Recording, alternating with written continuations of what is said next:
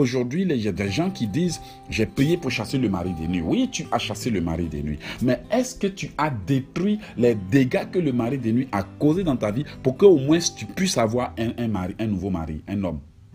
Oui, aujourd'hui, tu as combattu la sorcellerie, mais est-ce que tu as prié pour réparer les dégâts que la sorcellerie a causés dans ta vie alors que tu vivais dans l'ignorance et dans le monde où tu étais aveugle pour que Dieu puisse donner ta vie? C'est ça le problème du chrétien, c'est ça que je vais enseigner. Et voici ce que Dieu me met à cœur. Il ne s'agit pas de dire j'ai donné ma vie à Jésus et puis se limiter là. Quand Jésus, tu donnes ta vie à Jésus, Jésus t'accepte et tu es élu pour le royaume des cieux. Mais quand tu as tes bénédictions, ta prospérité sur terre, ça demande la connaissance. Je vois des chrétiens faire des prières, trucs. Le Seigneur me met à cœur de partager ses connaissances. Parce qu'un voleur peut venir dans ta maison. Tu vas beau poursuivre le voleur, tu l'as chassé, tu lui as envoyé la bombe, le tonnerre, le canon, la foudre, les missiles. Oui, le voleur a fui, mais il est parti avec tes bénédictions. Est-ce que le fait de chasser le voleur répare ton problème? Tu dois d'abord poursuivre ce voleur, aller jusqu'à ce que tu lui arraches ses bénédictions. Comme la lionne qui poursuit l'ennemi et ne se repose que après lui avoir arraché ses bénédictions. Comme l'aigle qui va, je ne sais pas comment, l'animal qui va poursuivre l'ennemi jusqu'à prendre son petit de ses mains.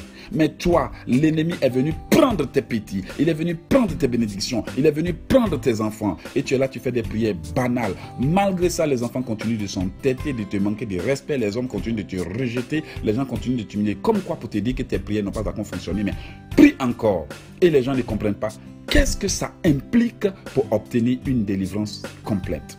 Voici le message que moi, Elo, je veux apporter aux gens.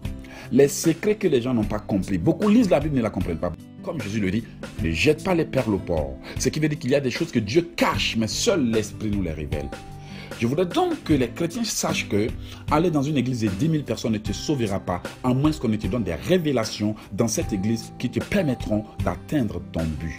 Voici selon moi éloge et qu'ici, pourquoi les enfants de Dieu sont à l'église, sont sauvés pour aller au ciel, mais sont pauvres sur cette terre, parce qu'ils ignorent que la chose n'est pas d'aller à l'église seulement, mais c'est d'aller pour développer une relation avec Dieu qui lui aussi te donnera la capacité spirituelle à comprendre les choses spirituelles, à discerner les choses spirituelles, à interpréter les réalités telles qu'elles sont.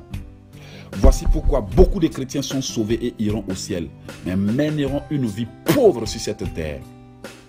Trouves-tu normal que l'on soit dans une église de 15 000 personnes, mais rempli de célibataires, rempli de malades, rempli de personnes fauchées, pauvres, rejetées, rempli de personnes qui font face à des maris de nuit qui se plaisent à venir les souiller, des sorciers qui se plaisent à venir briser leurs rêves? Est-ce que c'est la taille de l'église qui compte? Est-ce que c'est le nombre de l'église qui compte? Non.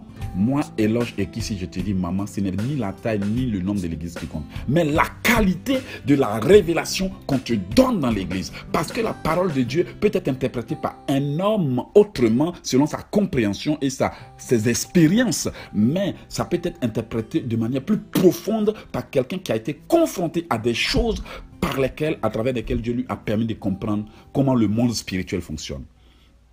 Donc, la Bible, la parole de Dieu étant spirituelle, nous ne pouvons pas l'adapter de manière physique sans l'avoir comprise spirituellement. Et voici l'erreur que les gens font. Ils prennent la parole de Dieu qui est un élément spirituel qui vient de Dieu. D'abord, nous vivons dans un monde spirituel.